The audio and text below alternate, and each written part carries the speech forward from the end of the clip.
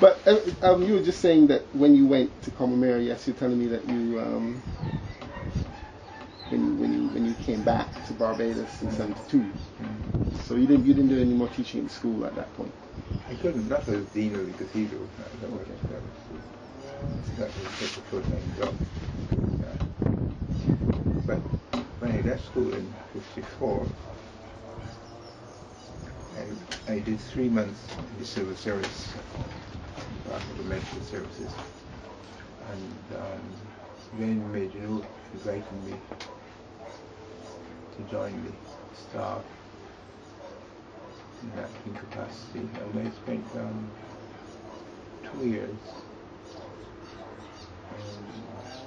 except one term which I spent at Parish. But then when I got the news that I was accepted to Ordination College, I then went back to Combermere because it was near my home. But I enjoyed the term I spent at College Fire, and if I were to leave that out in any sort of curriculum vitae, the CP boys would be very hurt. Yeah, I really enjoyed it. What made it so memorable? What made it memorable? Sorry, it's not Combermerian. No, that's okay. That's okay. Well, I could have had a permanent appointment at the College Ferry,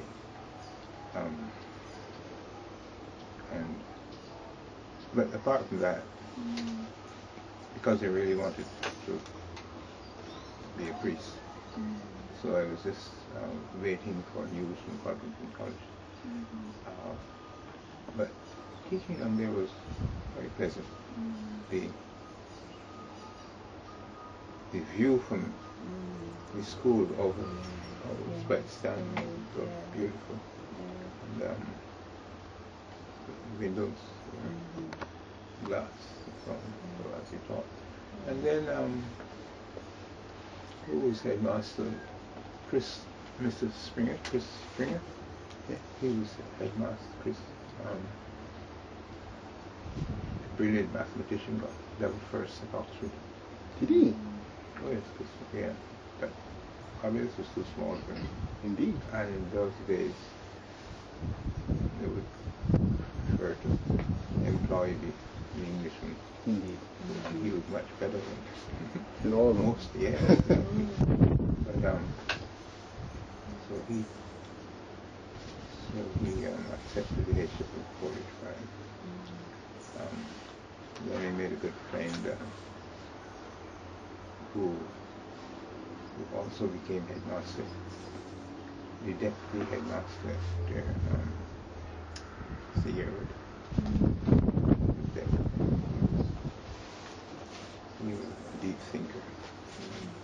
I enjoyed chatting with him in staff room. I don't think many people did. How did that differ from your experience at Combermere then, teaching? Oh, Combermere is different.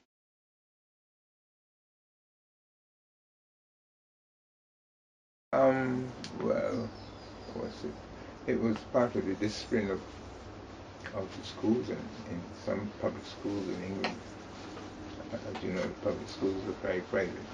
Indeed. Everybody had to be a cadet, boys. And that was at Lodge as well. Really? That's why Lodge was such a ragged company, because everybody had to be a cadet. Except those people who didn't want to be cadets,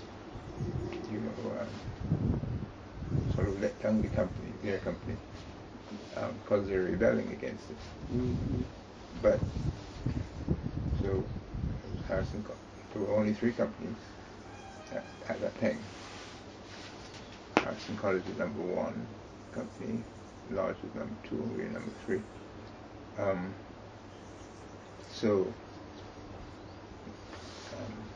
Harrison College and Combermere would be the ones that would rival each other.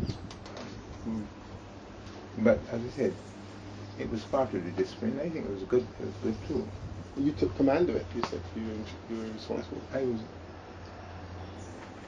When I went back and I went back to, well, I was an officer in regiment before I left school. That's one of the things. They don't have that now. All right. But people like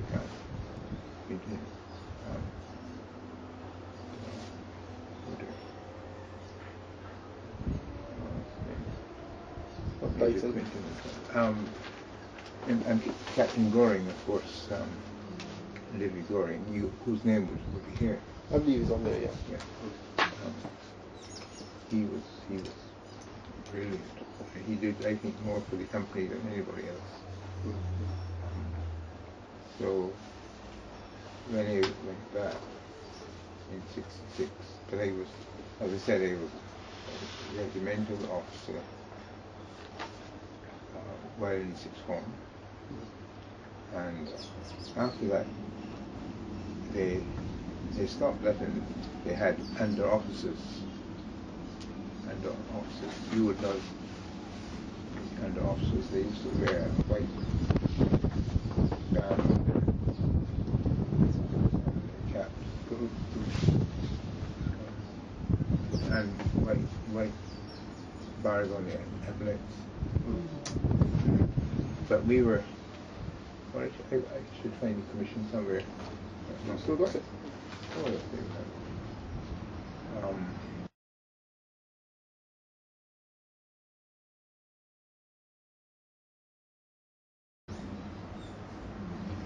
So we wanted to start a band, cadet band, and it was I went around this staff room, and that was 1966, collected over $2,000 from the staff. And that was a lot of money in those days. A lot of money in these days. The beginning of the band, it's got quite a proud tradition and plays very well. Yeah. Well, you'll find that in Skeet's book. You have Skeet's book on the cadets. No. Oh, Patrick Skeet? Yeah. But he's a relative. You're Skeet, yeah. You know he had a book. Yeah, so I have it somewhere around.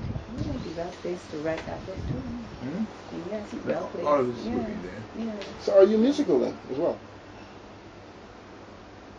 Well, I like to think so. But, no, I played. I was a bugler in the regimental band. Really? Wearing his out uniform.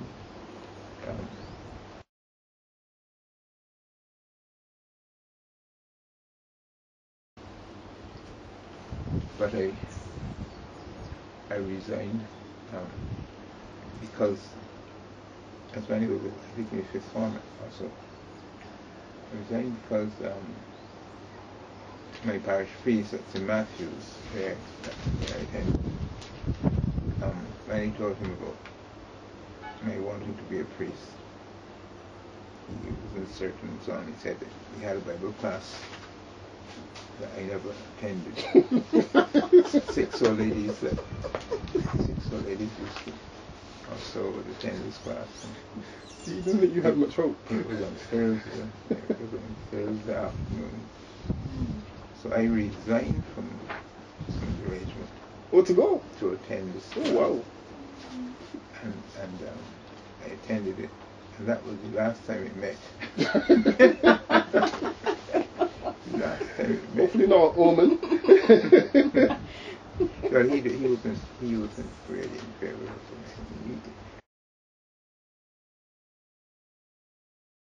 it. I think that Combermere is for everybody.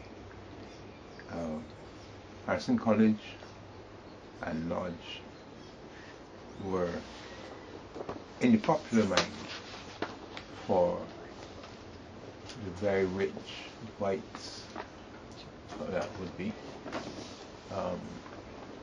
the British civil servants and so on, and that sort of thing.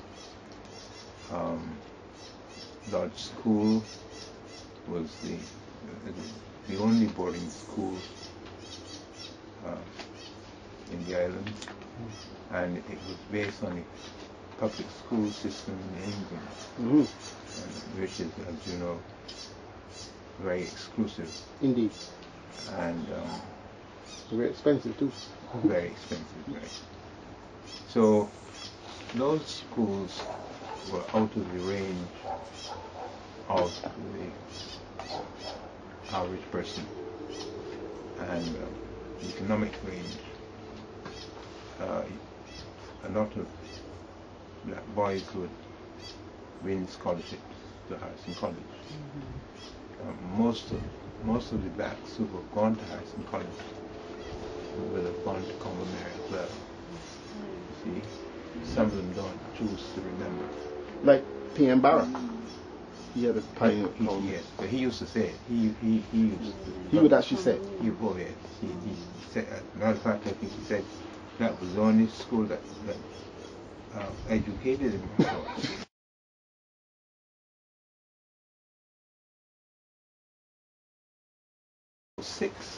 We had about nine ministers of government in the cabinet. Ben Erskine Sandiford. Well, Ben Saul should have told you about that, because he was one of them.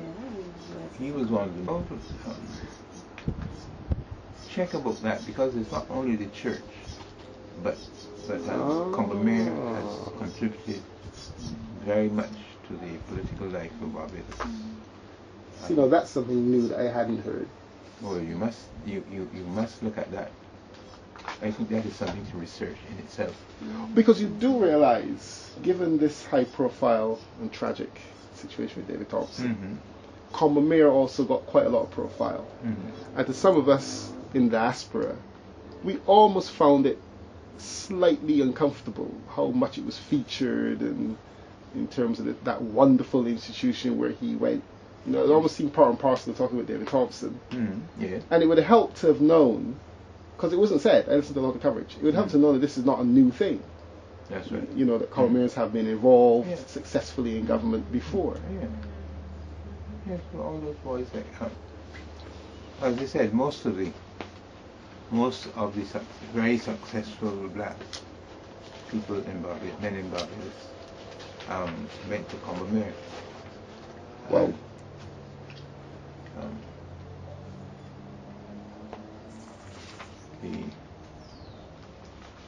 and then when the secondary to first grade scholarship. So you know, it's because you came in the time of free education. This is the first prime minister that we've had. You know, but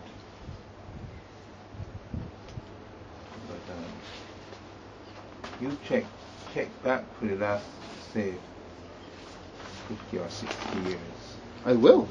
And you'll find that Combermere featured very highly.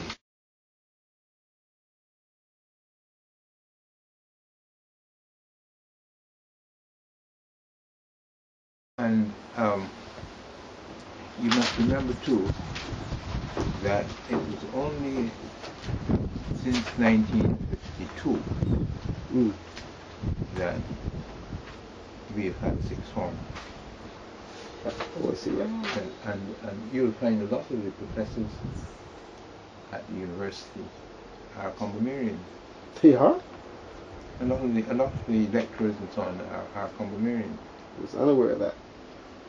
Well, that's where all the thing has come from. You do it for yourself, do the research for yourself, and you'll see. But maybe you weren't told about these areas. It was Combermere that ended this first grade and second grade school. At one time, Harrison College, Lodge, and Queen's College were the first grade schools, and the others were second grade, including Combermere. No, this is a fact. This is not debatable. It was a fact. It sounds so pejorative to describe this school as a second grade school. No, it's not second grade in that sense. I mean, this is an actual classification. Oh, I see.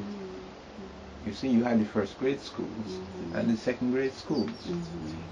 You don't hear of it now because of our sixth form, because when we had started sixth form, we had the same status then as the first grade schools. First grade schools really wanted to sixth form. Oh, I see. That made a difference. Right. Well, because the second grade schools went up to the fifth form. Okay. And the first grade schools went up to the sixth form. That is why they were called first grade and second grade. Now, when they were changing the public examination, the Cambridge School Certificate, to the English. O levels and A levels, made the point that if you stop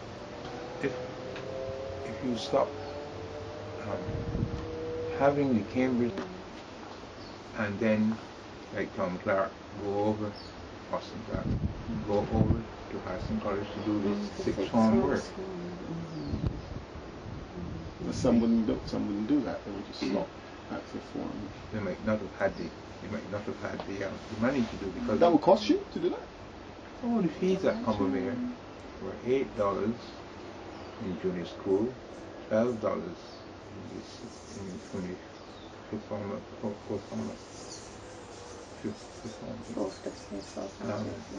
Get that. Check out that. And at Harrison College it was $24 a term. Ooh, wow! A term, not even. And $8 a term. This is that. Many people struggle. My own family had to struggle to find $8 a term. Through thick and thin, had to pay that in. I remember Charlie Pilgrim describing that experience with his father sending them to Harrison's College. It was a lot of money. Oh yeah, it was $24 a term in those days.